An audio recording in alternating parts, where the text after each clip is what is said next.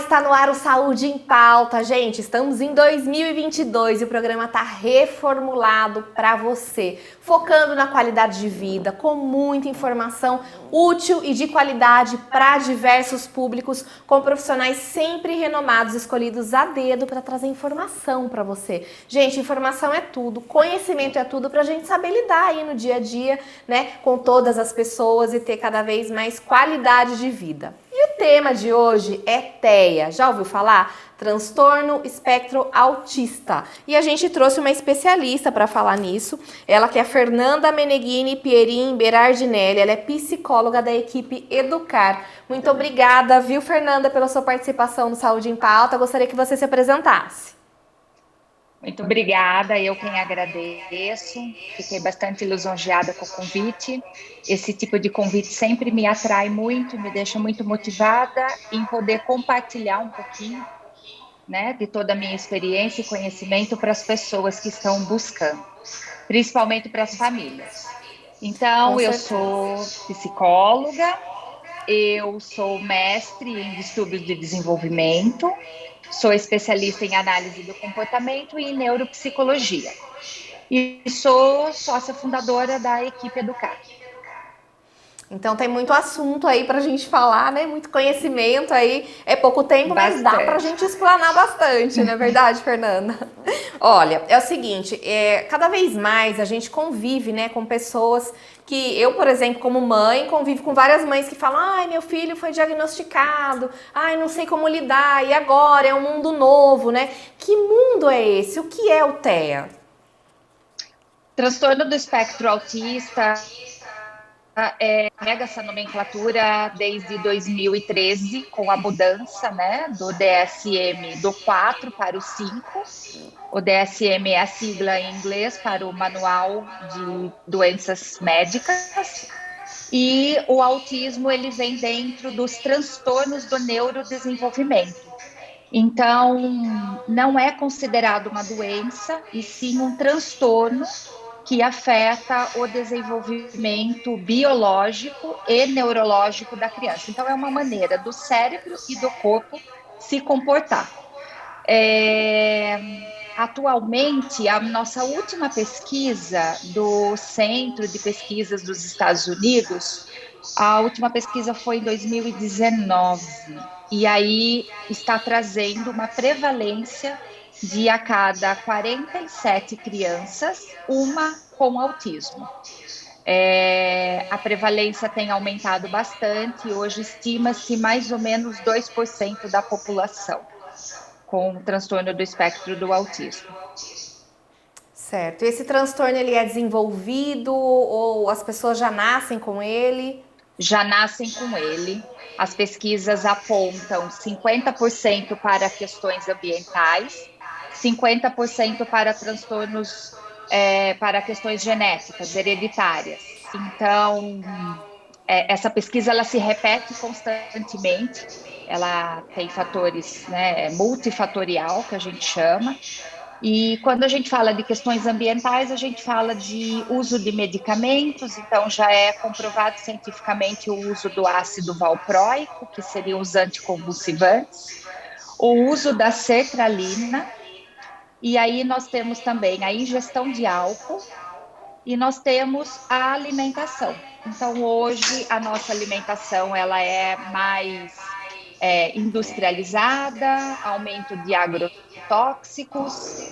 Então, quando a gente fala, né, de desenvolvimento, a gente está falando da lei de Darwin.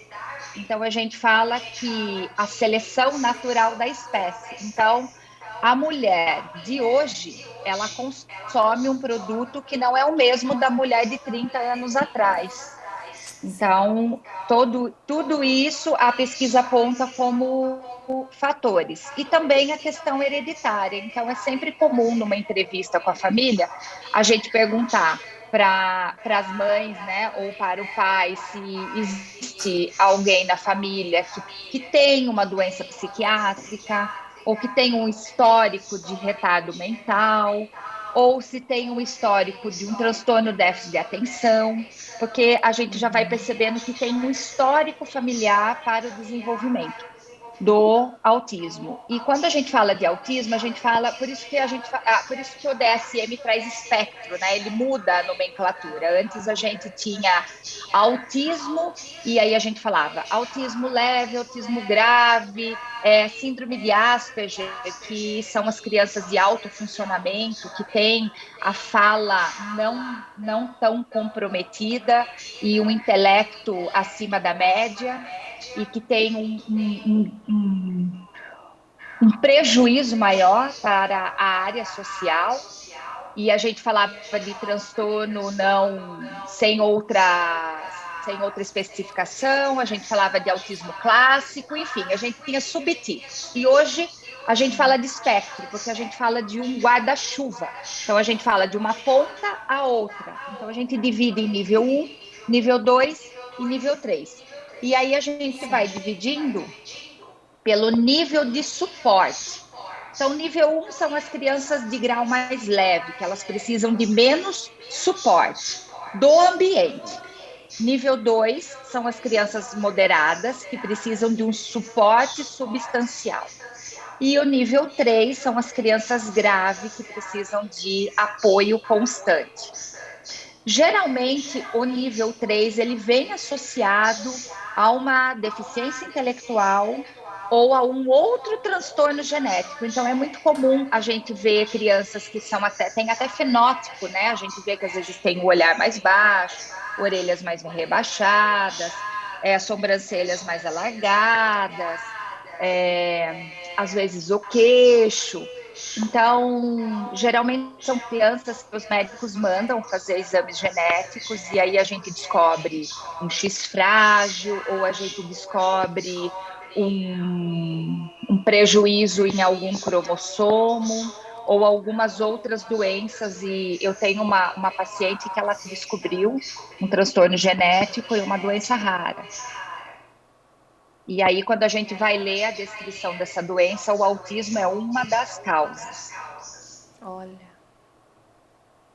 Eu acho que o diagnóstico deve ser, Fernanda, deve ser assim, você já está acostumada com isso, claro, mas eu acho que deve ter muita gente, né, que de repente convive com uma criança e não imagina, ou acha que a criança está depressiva, ou que está ansiosa, ou que tá, né, e que não busca uma ajuda aí para saber que aquele comportamento pode ser esse tipo de transtorno, né, e tem um tipo de tratamento específico para isso. Hoje, a questão diagnóstica evoluiu demais, até pelas campanhas que foi se fazendo nos postinhos médicos, nas faculdades de medicina, nos hospitais que trabalham com a residência de psiquiatria. Eu trabalhei como voluntária num grupo da Unifesp durante 4 anos, como supervisora responsável no grupo médico, né, dos residentes da psiquiatria da infância e da adolescência. Então eu dava um suporte de supervisão para eles e eu dava aula sobre o tratamento do autismo, né, sobre a perspectiva da análise do comportamento, para que esses médicos já na residência fossem se adentrando a esse mundo, porque o diagnóstico ele é clínico, não existe um exame, não existe uma radiografia, uma tomografia, uma ressonância. O que a gente tem são alguns exames genéticos, mas que nem sempre eles trazem a causa. Porque o autismo, uma vez que a gente não tem a causa, a gente não tem a cura. A gente tem um suporte de tratamento. E o tratamento, ele vai dar uma qualidade de vida para essa criança e para essa família, considerando os aspectos biológicos, né, e mentais dessa criança, como eu falei, nível 1, nível 2 e nível 3. Mas, por mais grave que seja, uma melhora com o tratamento sempre acontece, mas a gente nunca tira a criança daquela total condição. Tem criança que chega a ficar um tempo, que a gente fala quebra de diagnóstico. É como se o diagnóstico fica imperceptível. E aí ela fica um tempo da vida dela sem apresentação de nenhum dos sintomas, tendo uma vida normal, funcional, adaptativa. Então a gente trabalha para isso, para fazer a inserção do indivíduo na sociedade, na escola, nas festinhas, no grupo de amigos, no parquinho e conforme ele vai crescendo, que ele tenha condições de seguir com os estudos, né, o mais junto possível dos seus pares, e que ele tenha uma vida normal, que ele consiga ser inserido no mercado de trabalho, que ele consiga gerar recursos, pagar impostos e servir como alguém que está progredindo, né, que está tendo uma vida funcional e adaptada. E isso reflete uma qualidade para a família, né? Porque eu trabalho lá na equipe Educar, a gente tem cerca de 120 crianças que são assistidas por nós, e dessas 120 crianças, a gente tem crianças desde 1 ano e meio até pacientes de 20 anos. E essas crianças, Fernanda, elas continuam a vida normal, assim, continuam na escola, incluídas, elas só têm uma assistência com vocês para esse suporte que você colocou. Sim, nós funcionamos no modelo de centro. A equipe Educar hoje ela não funciona no modelo clínico de atendimento home care, que é o atendimento na casa. A análise do comportamento ela nasceu, né, nos Estados Unidos na década de 30 com o pesquisador Skinner, e na década de 60 os estudos analíticos comportamentais eles começaram a se expandir na aplicabilidade com humanos, na época com pessoas psiquiátricas. E mais ou menos em 1969, 70, mais ou menos na década de 70, um pesquisador da UCLA, da Universidade da Califórnia, ele se chama Lovaas, ele começou a pesquisar e a implementar a análise do comportamento para crianças com autismo. E essa primeira pesquisa, ela trouxe, né, a comprovação de que crianças que recebiam tratamento ABA, elas melhoravam significativamente em relação às crianças que não recebiam tratamento ABA. E desde então, os Estados Unidos é o berço da análise do comportamento. E lá a gente vê um modelo de home care e um modelo centro, que é o atendimento clínico. Então, hoje, a equipe Educar, ela presta um serviço de modelo clínico, onde as crianças vão no contraturno da escola. Elas vão todos os dias para a clínica e elas ficam de 2 a 4 horas diárias em processo terapêutico. Então, elas têm uma agenda dinâmica e uma agenda multiprofissional. A equipe é composta por psicólogos, pedagogos, fonoaudiólogos, educadores físicos e terapeutas ocupacionais. E a gente tem uma parceira da nutrição que nos ajuda nos casos de seletividade alimentar. Então, quando a criança chega, é feita uma avaliação, é escrito um programa de ensino para essa criança, um programa terapêutico, e aí essa criança ela tem uma agenda diária na clínica, e aí ela passa por várias atividades. E aí no contraturno ela tem a vida escolar. Certo. Fernanda, a gente vai para um rápido intervalo agora, a gente vai voltar junto com a Rebeca. A Rebeca Erdmann, ela é mãe de uma criança autista, artesã e também advogada. Ela ajuda a divulgar aí, né, a rotina, né, como é ser mãe de um autista, como que é esse comportamento. E a gente vai entrar logo depois do intervalo num bate-papo aí, eu, você e ela, né, pra gente entender direito como que é essa rotina dela e para ter o olhar também da equipe Educar, do seu olhar da profissional como psicóloga em cima desse comportamento pra gente acrescentar aí pra quem tá assistindo o Saúde em Pauta. Tá bom? A gente já volta então. Tá ótimo. Até já. Até mais. Sorrir com confiança, bom, né? Com Oral Sim, você pode. A Oral Sim é a clínica número 1 em implantes dentários e você pode voltar a sorrir com a segurança dos dentes fixos, com atendimento excelente e humanizado e preços, claro, acessíveis. Marque uma consulta, ligue. Oral Sim, carinho e respeito pelo seu sorriso.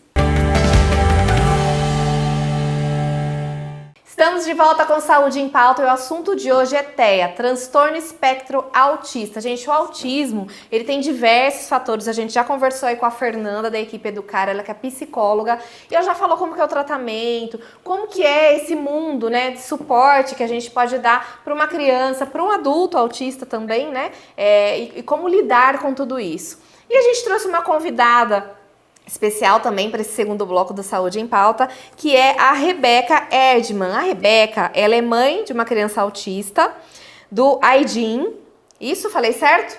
Aidin? Sim. Do Aidin. Ela é artesã e também advogada. E ela busca a normalização do autismo, mostrando nossa rotina. É isso que ela coloca aí no Instagram dela. Amo meu filhote, causa intenso e poético. Olhando os posts dela, a gente percebe simplesmente a realidade, né? É uma poesia, mas ao mesmo tempo é aquele caos.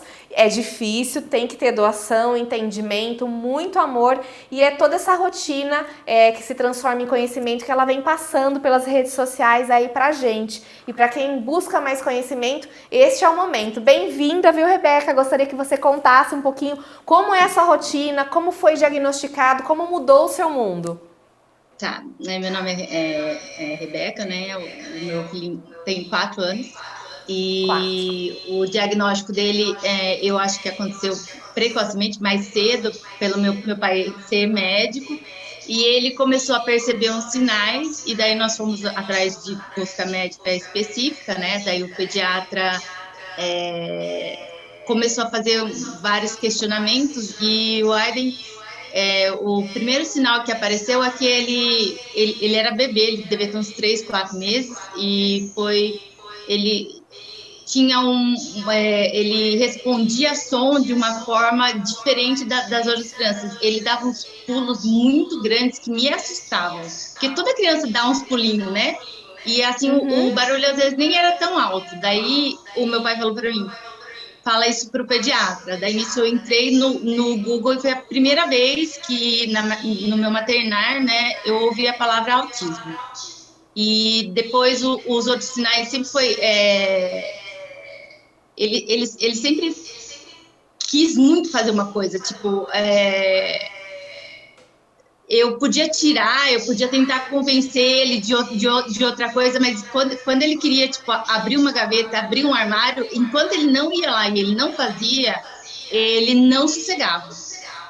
E ele falou a palavra mamãe com 8 meses, que é considerado, né, dentro da normalidade, mas começou cada palavra que ele aprendia, né, parecia que ele esquecia uma. Então, a matemática nunca fechava, ele nunca tinha um aumento significativo de vocabulário.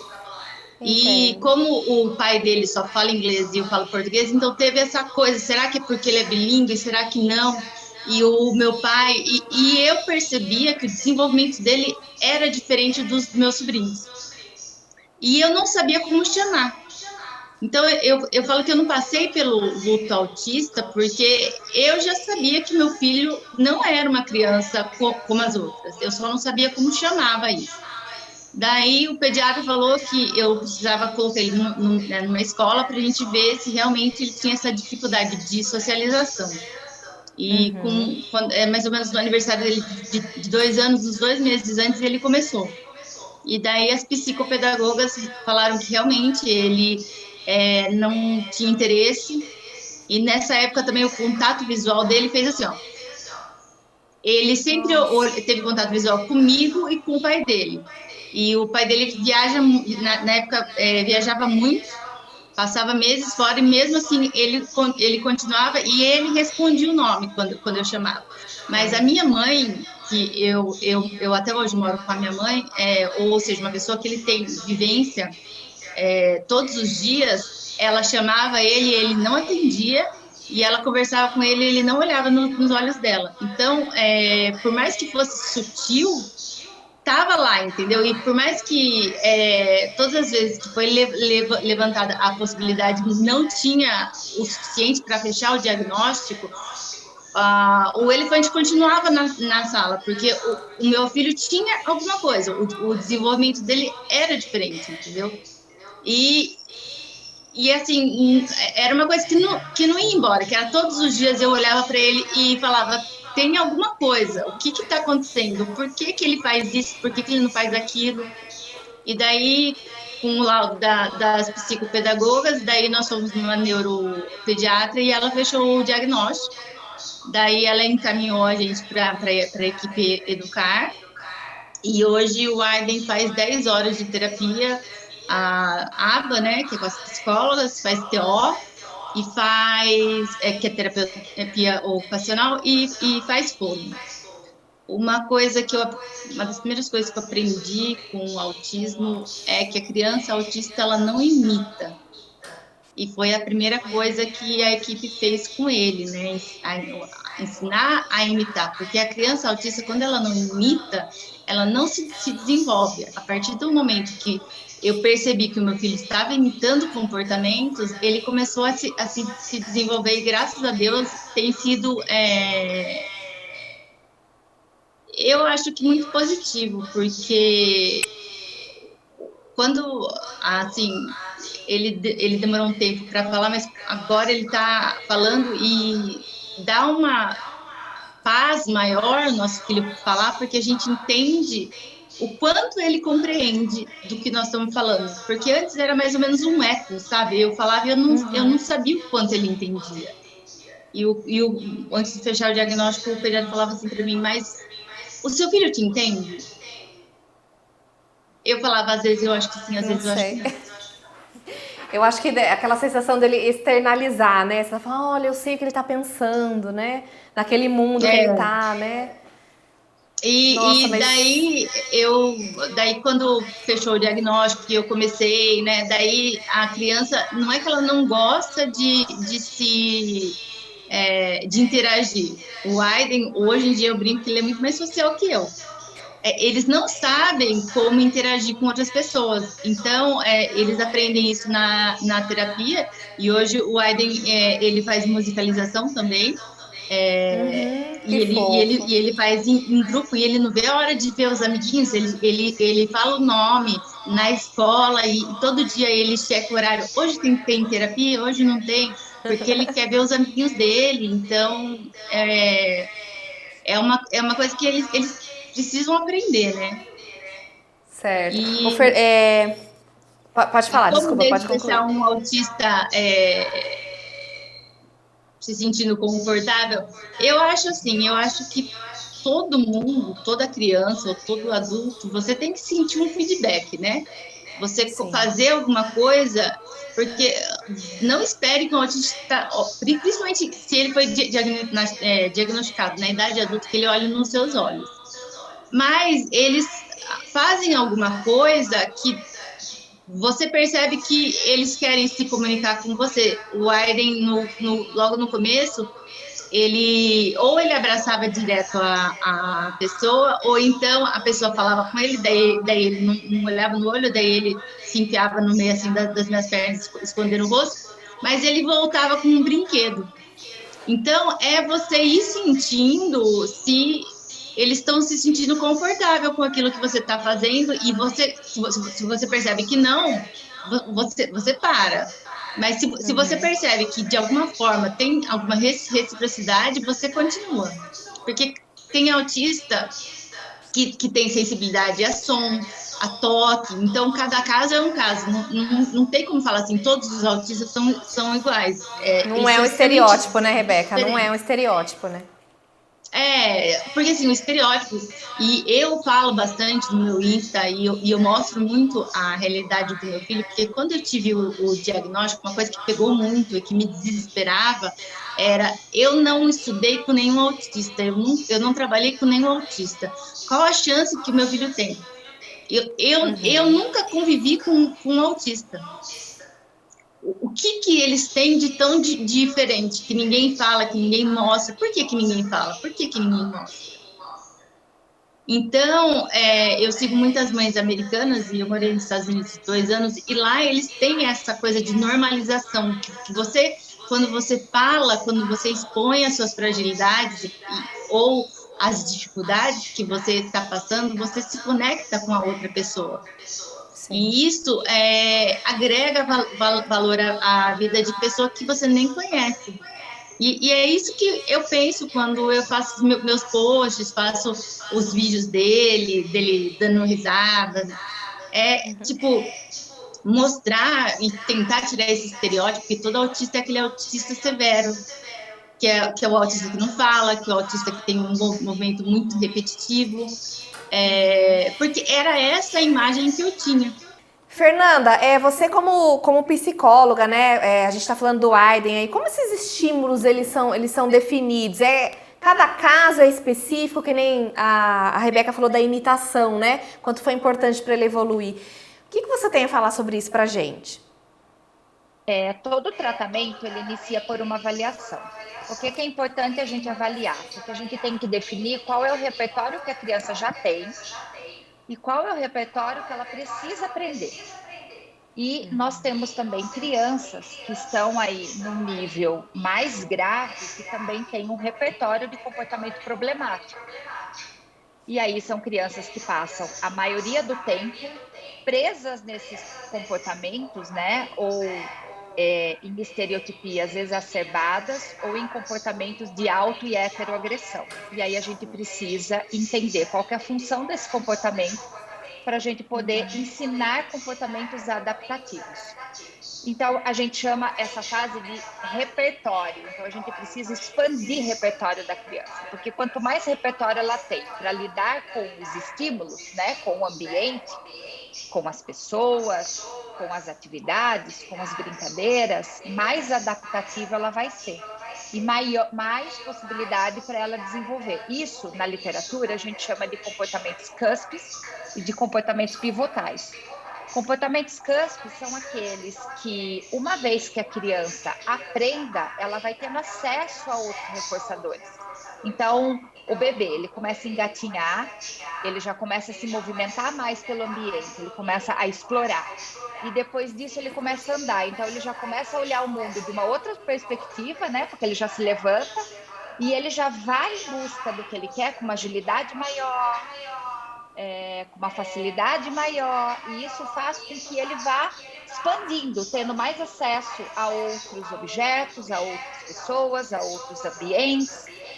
Então, a gente precisa pensar, quando a criança entra, através dessa avaliação, quais os comportamentos cuspes que eu vou instalar nessa criança e quais os comportamentos pivotais. Pivotais são aqueles que ela terá acesso a outros reforçadores. Então, são comportamentos pivôs. Por que eu preciso ensinar essa criança a se comunicar? Né? Porque uma vez que ela se comunica, ela consegue demonstrar aquilo que ela quer. E aí tem muita criança que se comunica com birra, porque ela não consegue falar. E aí ela começa a chorar, ela começa a gritar, às vezes ela começa até com alto heteroagressivo, porque também tem essa questão da espera, né? O autista, ele tem uma intolerância, ele não sabe esperar.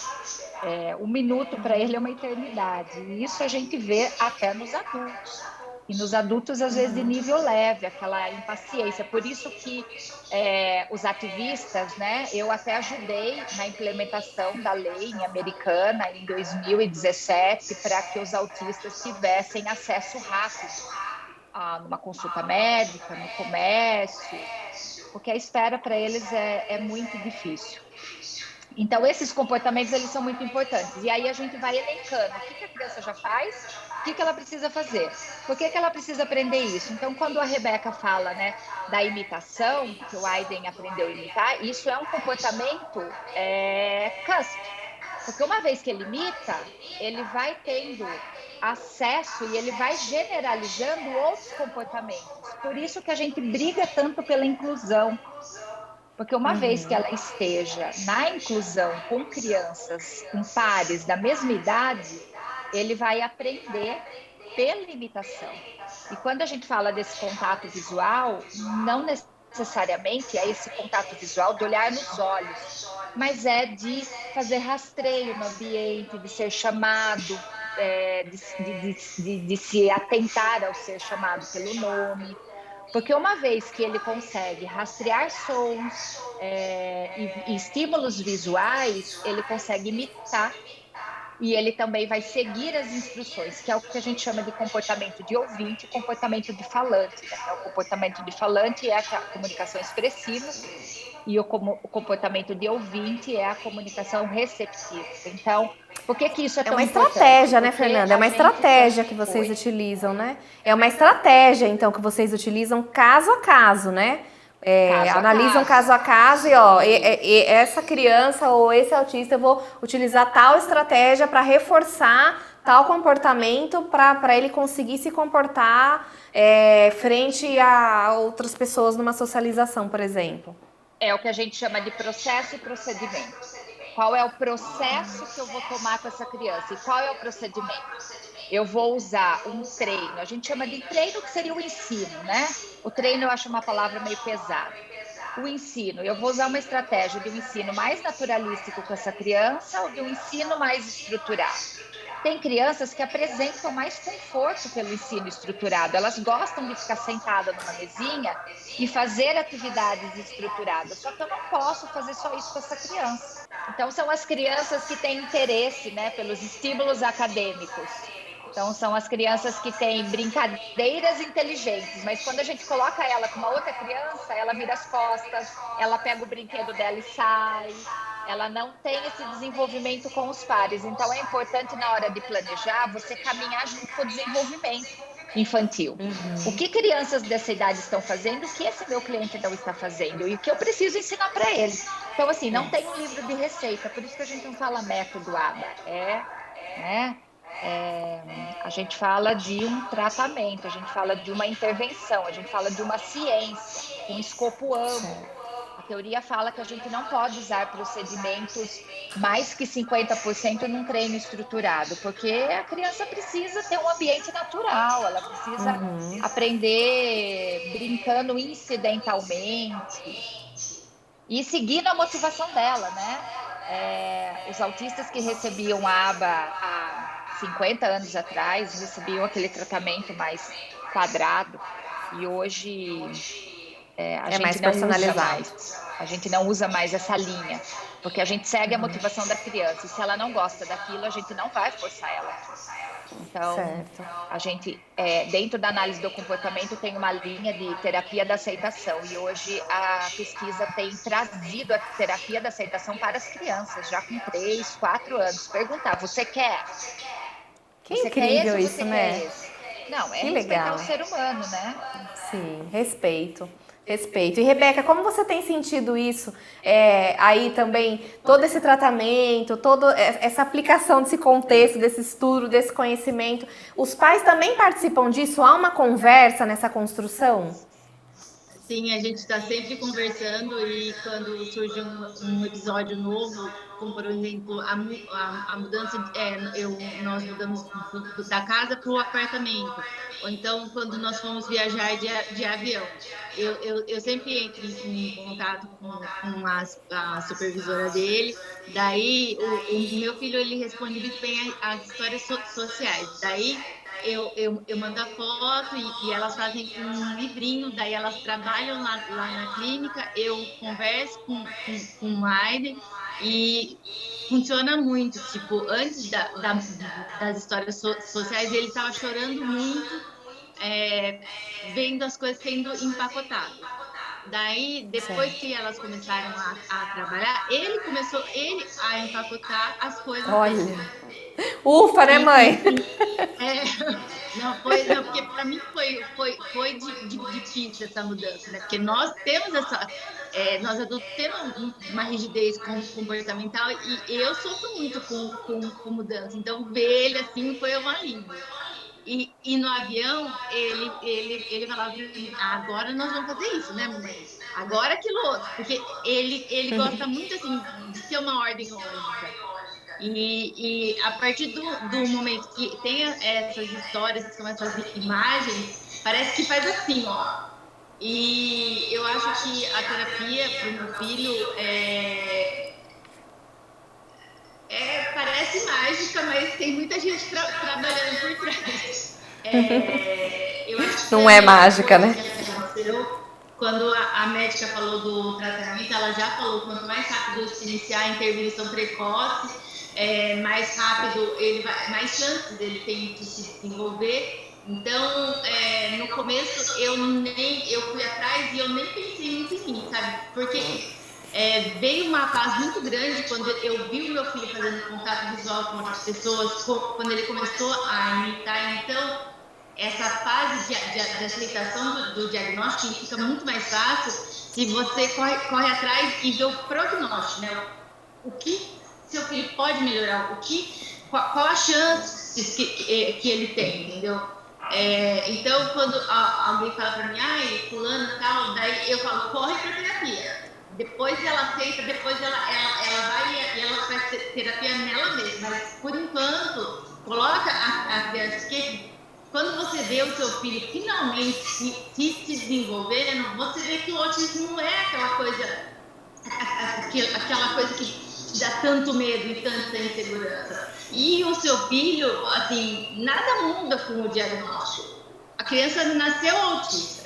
O diagnóstico, ele só muda a nossa percepção de que a criança é autista, entendeu? Então, o meu filho sempre foi o meu filho. E o meu filho com a terapia é uma versão do meu filho em desenvolvimento, que é o que eu sempre quis. Então, se tiver alguém passando por isso, procure terapia para ele, porque nisso tudo você entende muita coisa e vai atrás de informação, porque hoje em dia a gente tem acesso a isso, né? Antigamente não tinha tantos profissionais fazendo lives, tem canal de YouTube, entendeu? Usando o Instagram. Então, hoje em dia, antigamente, eu sigo uma mãe que o filho dela tem 25 anos. Ela ia em bibliotecas estudar sobre o autismo. E hoje em dia, você clica no Instagram, coloca a hashtag e tem todo muito conhecimento. Então, e o conhecimento dá paz. Sim, acalma, né? A gente entender o que está acontecendo, como o nosso filho pensa, o que o nosso filho precisa, traz a paz que a gente não tem antes do diagnóstico. A gente sabe que tem alguma coisa, mas a gente não sabe o que é. Então, essa eu acho que é o que eu considero mais importante. E olha, Rebeca, eu acho assim, você... a gente brinca, né, ditado popular, né, que falam que quando nasce um filho, nasce uma mãe, né? Agora, quando nasce um filho autista, para você, acho que nasceu uma mãe, assim, transformada, uma nova mulher, né? A gente sabe que aí a mãe, ela vai atrás do filho, a gente cuida, né, que nem um leão, uma leoa, né? Agora, imagina aí você entender, passar com toda essa insegurança até receber o diagnóstico, para ter essas ferramentas na mão, o quanto você se transformou, né? Dá para perceber isso nos posts seus. Muito legal, viu, você compartilhar isso com a gente. Todo mundo acha assim que, né, falar, eu não conseguiria passar por isso. E é mentira, porque nenhuma mãe nasce pronta. A mãe nasce quando o filho nasce para o mundo. E quando você vê que seu filho precisa, você se reinventa até você conseguir dar o que o seu filho tem. Então, eu acredito que Deus, ele não escolhe os que já estão predestinados, mas se você tem boa vontade e você tem fé e busca conhecimento, Deus pode te ajudar a passar por aquilo. Então, o Aiden, ele trouxe para mim muita aceitação, porque eu tinha TDAH e eu queria falar, mas eu não tinha certeza se eu falava, o que as pessoas iam pensar. E quando eu recebi o diagnóstico do Aiden, eu tive muito claro que eu não quero que meu filho passe por isso. Eu não quero que meu filho não se aceite. Eu não quero que meu filho se sinta menos. Eu quero que ele tenha orgulho de ser quem ele é e que ele não se importe com o que as pessoas pensam. Porque isso me machucou muito até eu receber o diagnóstico e entender que meu cérebro trabalhava de uma forma diferente das outras. Então, é uma coisa que eu penso muito para ele. Mas assim, eu tenho certeza que toda mãe, quando o filho passa por alguma coisa, a gente acha força. Eu acho que é instintivo. É instintivo de mãe. Muito legal. Obrigada, viu, por compartilhar tudo isso com a gente. Agora, Fernanda, você tem alguma consideração final aí para deixar sobre o tema, para a gente encerrar o nosso programa de hoje? Eu tenho muitas. A gente tem assunto aqui para vários programas. É verdade. Eu só queria encorajar as mães que acabam de receber o diagnóstico a procurar uma rede de apoio. É muito importante que ela se conecte a uma outra mãe, e que ela se conecte a uma mãe de sucesso no sentido da felicidade, da motivação pela vida e pela luta em prol do desenvolvimento do seu filho. Hoje na clínica, um dos nossos calcanhares que eu discuto com a minha equipe constantemente é o acolhimento dessas mães, trazer essas mães para mais perto da gente, para dentro da clínica. Nós estamos desenvolvendo lá um plano para que essas mães participem mais da terapia das crianças. E hoje a gente acolhe as mães mediante a uma necessidade que a gente enxerga durante o processo terapêutico ou durante as necessidades que elas vão sentindo na rotina, né, da criança na casa e da escola. Mas a gente tem um projeto para que a gente caminhe mais, né, eu acho que juntas. Isso faz muito sentido na vida da criança e no desenvolvimento da criança, quando a gente tem essa comunicação mais efetiva e mais compartilhada. Porque eu sempre falo para as famílias, nós somos um time. Nós estamos com vocês, para vocês. Então, às vezes, a gente toma até cuidado como é que a gente vai falar, porque às vezes o nosso feedback, a nossa devolutiva para uma família, às vezes não é tão legal, porque tem crianças, nem todas as crianças se desenvolvem igualmente. Como eu falei no começo, a gente tem níveis, né? E a gente tem crianças que desenvolvem mais que outras. A gente tem criança que chega a ficar um período sem diagnóstico, né? Quebra do diagnóstico, isso é muito comum nos Estados Unidos. Os médicos chegam a fazer até laudo, né? Essa criança está nesse período sem diagnóstico, porque ela não apresenta sintomas.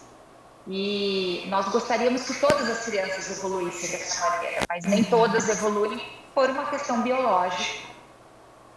E a gente tenta entregar essa notícia com todo cuidado e trazer a família para mais perto e fazer a família entender que nós estamos ali para isso. A gente sofre igual, a gente luta junto. E eu acho que o que eu gostaria de deixar de mensagem é isso, para que as mães procurassem uma rede de apoio, porque as mães são muito fortes, né? Elas são leoas, quando elas querem, elas enfrentam um batalhão, né, Rebeca? Ninguém entende mais a gente do que uma mãe de autista, porque o nível de esporte pode ser diferente. E quando a gente chega no mundo autista, elas explicam como a situação dela é muito mais delicada, mas de uma forma que elas não anulam o que nós estamos passando, de uma forma que elas acolhem a gente. Então, não tenha medo de procurar também uma mãe de autista, porque se tem uma coisa que eu amo dessa nossa tribo é que a gente não julga. Porque cada uma tem um sofrimento diferente, entendeu? Cada um tem uma história, uma vivência. Então, se tá te doendo, é porque tem que doer, entendeu? Não é... Eu não me coloco no seu lugar, eu só acolho a sua dor. É exatamente isso. É a mesma coisa que o terapeuta faz, né? Ele acolhe, ele tem a empatia e ele tem a compaixão e a compassividade de entender para poder ajudar. E é isso que a gente vem se desafiando constantemente. Além de se qualificar constantemente, porque a pesquisa... Tá pensada também, né? Porque... se tem gente tem criança que tem força de vontade, são as crianças autistas. Eles têm. E é sempre paciência, respira fundo e vamos. Se não tiver tudo certo dessa forma, vamos de outra. E paciência. E é engraçado, né? Os profissionais têm que falar mais que a gente, né? Porque a gente é só um dia a dia. Dando, implementando coisas, né? Com certeza. E como que o nosso olhar vai mudando também, né? No processo e na evolução da nossa capacitação. Hoje, a gente passou por um processo seletivo na equipe Educar. Nós contratamos cerca de 11 profissionais e eles estão em processo de treinamento. E cada processo seletivo é uma coisa que a gente quer no profissional que é diferente do último processo seletivo. Porque as crianças vão dizendo para a gente também a necessidade desse perfil do profissional. Que profissional que eu quero ali dentro? Qual é o profissional que eu quero que esteja ali nessa relação com as crianças que estão ali? Então, olha quanto aprendizado, né? Olhar para a criança faz todo sentido. Você não pode ignorar, né, o que a criança está te trazendo.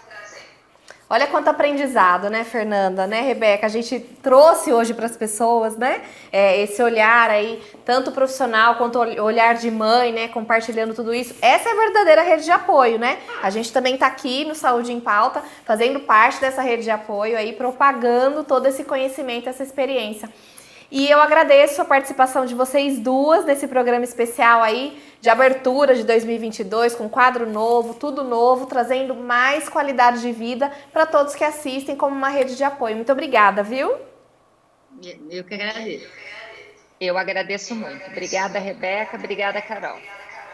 Obrigada. E você que está acompanhando a gente no Saúde em Pauta, saiba que sempre vai ter um tema super especial, trazendo muita informação de qualidade para você. Até a próxima. Tchau!